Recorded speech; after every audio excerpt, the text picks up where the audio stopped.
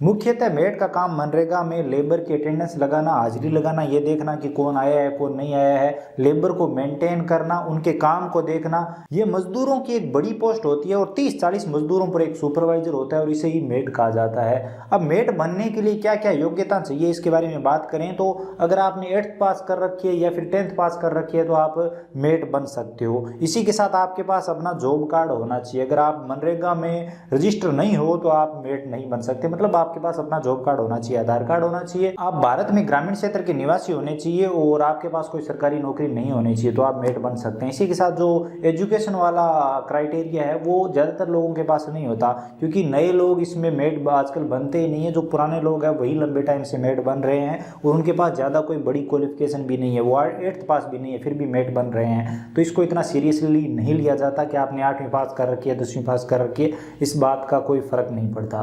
तो ये पात्रताएं रहती है मेड के लिए। मेड बनने के लिए आपको अपना आधार कार्ड लेना है, जॉब कार्ड लेना है, अपनी बैंक डायरी लेनी है, एक पासपोर्ट साइज फोटो लेनी है और आपके पास जो भी एजुकेशन का सर्टिफिकेट है, 8वीं पास हो तो आप 8वीं की मार्कशीट ले सकते हो, 10वीं पास हो तो 10वीं की मार्कशीट ले सकते हो और एक पासपोर्ट साइज फोटो ये लेकर आपको अपनी पंचायत में जाना है। वहाँ से पंचायत का जो भी हेड है उनसे आपको एक आवेदन फॉर्म मिलेगा, वो फॉर्म आपको भरना है और वहाँ पर सबमिट कर देना है, तब आप मेड के लिए एलिजिबल हो और आप इस तरह से मेड बनने के लिए आवेदन कर सकते हो।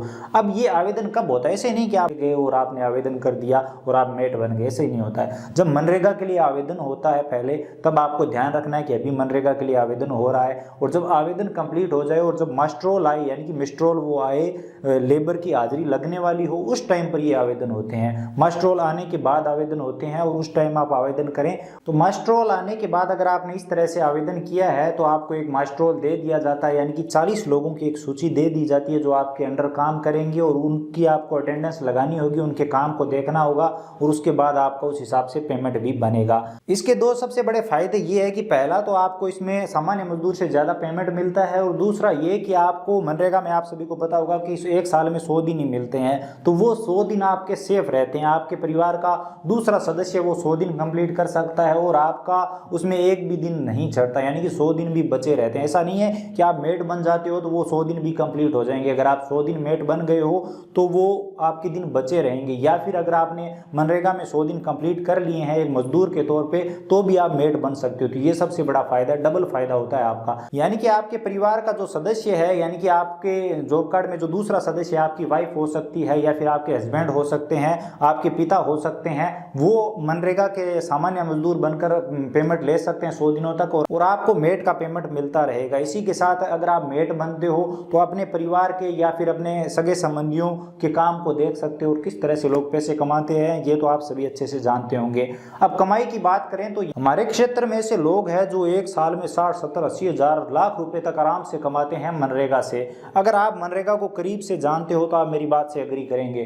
तो अगर आप भी मेड बनना चाहते हो और अच्छी खासी इनकम करना चाहते हो तो इस तरह से कर सकते हो। मैंने आपको बता दिया है कि किस तरह से मेड बना जा सकता है, इसमें कोई ज़्यादा मुश्किल काम नहीं है। आप डायरेक्ट पंचायत जाओ, जब भी आपको पता हो कि अभी आवेदन हो रहे हैं या फिर आवेदन हो गए हैं और मस्ट्रोल आ गए हैं, उस टाइम पर आप पंचायत जाओ और आप वहाँ पर मेड बन सकते हो और आप अपनी इनकम अच्छी खासी कर सकते हो। दो सबसे बड़े नुकसान ये है कि अगर आप मनरेगा के मेड बनते हो और आपके अंडर जो लेबर है वो अगर काम पर नहीं आती है और अगर कोई जांच ऊपर से आ जाती है तो आपको ब्लैक लिस्ट किया जा सकता है और अगर आपको एक बार ब्लैक लिस्ट कर दिया गया तो उसके बाद आप कभी मेड नहीं बन पाएंगे। मेड का पेमेंट तो ज्यादा आता है लेकिन पेमेंट काफी लेट आता है। जो सामान्य लेबर है उसका पेमेंट जल्द आ जाता है और मेड का पेमेंट काफी लेट आता है, तो ये एक सबसे बड़ी प्रॉब्लम है। ये बाकी कोई प्रॉब्लम नहीं है, अगर आप मेड बनते हो तो अच्छे खासे पैसे कमा सकते हो। वीडियो इन्फॉर्मेटिव लगा हो तो लाइक करिए, शेयर करिए, चैनल पर नए हो तो सब्सक्राइब कर लीजिए, बेल आइकन प्रेस कर लीजिए। अगर आपको और कुछ भी जानना हो तो बेझिझक कमेंट सेक्शन में बताइए।